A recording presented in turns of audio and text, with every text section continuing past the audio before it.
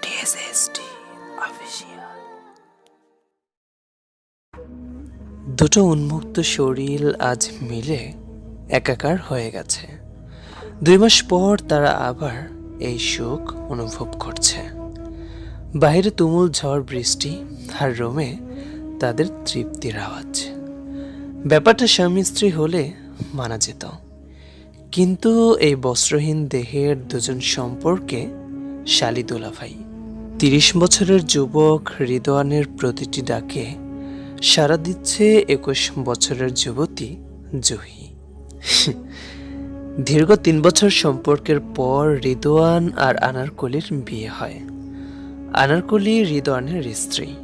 তাদের 4 বছরের একটা ছেলে সন্তান রয়েছে, নাম ইভান। ভালোবাসার কমতি ছিল না দুজনের, কিন্তু একটা অ্যাক্সিডেন্ট সব উলটপালট করে দেয়। সেই অ্যাক্সিডেন্টের পর আনারকলি প্যারালাইজ হয়ে যায়। অন্যদিকে ভালো কলেজে ভর্তি হওয়া আর ইভানের দেখভালের জন্য বোনের বাসায় আসে জুহি। আনারকলি অসুস্থ, তাই রিদওয়ান আর আনারকলির দৈহিক মিলন হয় না। দীর্ঘদিন এভাবে চলতে থাকে।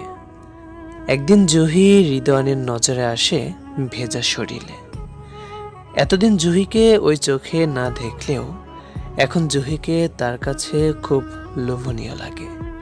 তারপর থেকেই সে জুহিকে অনেক আকার ইঙ্গিত করে, এবং জুহিও নিজের ইচ্ছেতেই তার দুলাভাইয়ের সাথে ডাকে সাড়া দেয়। আর এভাবেই তারা আনারকলিকে ঠকিয়ে পরকীয়ায় লিপ্ত হয়। আর কতক্ষণ দুলাভাই? অনেক রাত হয়েছে, আপুর সাথে গিয়ে দেখা করেন। এই, তোমার ভালো লাগছে না নাকি? সোজা বলে দিতে পারতে, ঘুরিয়ে পেঁচিয়ে বলার দরকার নেই।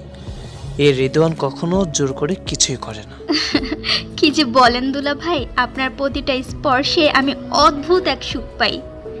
বিলিয়ে দেওয়ার মাঝেও যে এত আনন্দ জানতামই না আগে। কেন যে আপুর আগে আপনার সাথে আমার বিয়ে হলো না, হলে কোনো বাধাই দিতাম না। জুহির ঠোঁটে আঙ্গুল দিয়ে রিদওয়ান বলে, একদম চুপ মেরা কিউটি শালি। তুমি বাধা দিলেও আজ শুনতাম না। আচ্ছা দুলাভাই, আমাকে বিয়ে করা যায় না? এসব করেন, সমস্যা নেই, তবে হালালভাবে করলে ক্ষতি কি? জুহির থুতনিতে ধরে আবেগের ভাষায় বলল, তুমি কি পারবে জুহি নিজের বোনকে ঠকাতে? না। কেন পারবে না? আমি আপুকে অনেক ভালোবাসি, বোন হয়ে নিজের বোনের এত বড় ক্ষতি করতে পারবো না। তুমি না পারলে আমি কিভাবে পারবো? জানোই তো ওকে কত ভালোবাসি। তোমার সাথে যাই করি, দিন শেষে আমি ওকে ভালোবাসি, একদম পাগলের মতো ভালোবাসি। চাইলেও ওকে রেখে অন্য মেয়েকে ভালোবাসতে পারবো না। অন্য নারীতে আসক্ত হয়ে তৃপ্তি পাই ঠিকই, কিন্তু মনের ভেতরে কোথাও না কোথাও একটা শূন্যতা বিরাজ করে। হয়তো তোমার বোন আজ সুস্থ থাকলে সেই শূন্যতাটাও পরিপূর্ণতা পেত। যাই হোক, এরপরেও আনারকলিকে আমি অনেক ভালোবাসি। আর আমাকে? কিছুক্ষণ ঠোঁটে ঠোঁট মেলানোর পর রেদওয়ান জবাব দেয়, তোমার প্রশ্নেই তোমার উত্তর লুকিয়ে আছে। আচ্ছা জুহি, যখন আমি তোমার সাথে মিলিত হই তখন কি কোনো কমতি রাখি? না দুলাভাই, আপনি আমাকে সর্বোচ্চ সুখ দেন, কোথাও কোনো ঘাটতি থাকে না। তোমাকে ভালোবাসি না ঠিকই, কিন্তু তোমাকে ছাড়া থাকতেও পারবো না, টিকতেও পারবো না। প্রতি পদে পদে আপনি আপুকে ঠকাচ্ছেন, সাথে আমাকেও জড়ালেন। তুমি আমাকে ছাড়া থাকতে পারবে রুহি? না। তাহলে যেভাবে আছো সেভাবে চলতে দাও।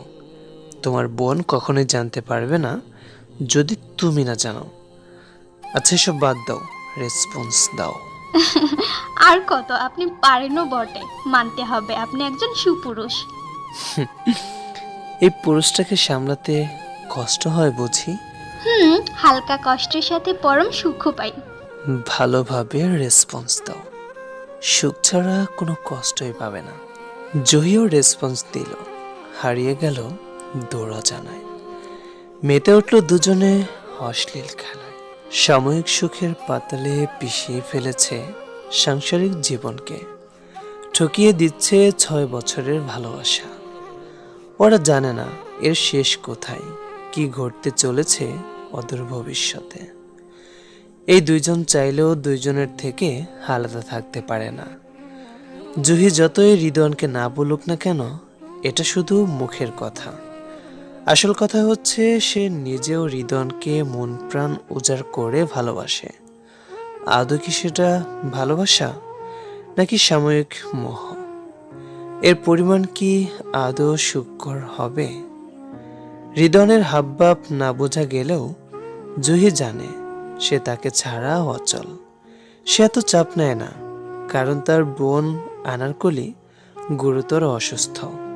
কয়দিনই বার বাঁচবে। ইভানের দায়িত্ব নেওয়ার জন্য হলেও একজনের প্রয়োজন। সেটা না হয় সে নিজেই হলো। দীর্ঘ সময় পর ক্লান্ত দেহ নিয়ে দুজনেই ঘুমিয়ে পড়ে। রিদওয়ান 2 মাসের জন্য দেশের বাইরে গিয়েছিল। 2 মাস পর বাড়ি ফিরে একবারও দেখে নেয়নি তার অসুস্থ স্ত্রীকে। তার প্রয়োজন দৈনিক চাহিদা। তবে কি ভালোবাসা আজকাল চাহিদার কাছে ফিকে হয়ে যাচ্ছে? দুনিয়াতে প্রায় সবাই স্বার্থপর, সবাই নিজের বোঝ বোঝে। কি অদ্ভুত ব্যাপার, তাই না? একদিকে জুহি বলছে তার বোনকে ঠকাতে পারবে না, কারণ সে তার বোনকে অনেক ভালোবাসে। অথচ সে তার বোনের মরার অপেক্ষা করছে, যেন তার বোন মারা গেলে তার বোনের ছেলেকে এবং তার স্বামীকে নিজে সামলাতে পারে। আর ওদিকে রিদওয়ান বলছে সেও তার স্ত্রীকে ঠকাতে পারবে না, কিন্তু দিনের পর দিন তার স্ত্রীর বোনকে দিয়েই নিজের চাহিদা মেটাচ্ছে। প্লিজ, গল্পটাকেও খারাপভাবে নেবেন না। হয়তো কিছু অশ্লীল কথা ব্যবহার করা হয়েছে, কিন্তু এটা ব্যবহার না করলে হয়তো গল্পটার মানেই সবাইকে বোঝানো যেত না। আসলে দিন শেষে কিন্তু আমাদের সমাজে এগুলোই হচ্ছে। এখন আমি অনেক মেয়ের কাছ থেকে এই কথাগুলো শুনি, যে দুলাভাইকে বলে যে দুলাভাই, শালি কিন্তু ঘরের অর্ধেক ঘরালি, মানে শালি কিন্তু ঘরের অর্ধেক বউ আর কি, এটাই বোঝায়। মানে এখন মেয়েরা নিজেই বলে এটা, তাও প্রকাশ্যে সবার সামনে, বাবা মার সামনেও বলে।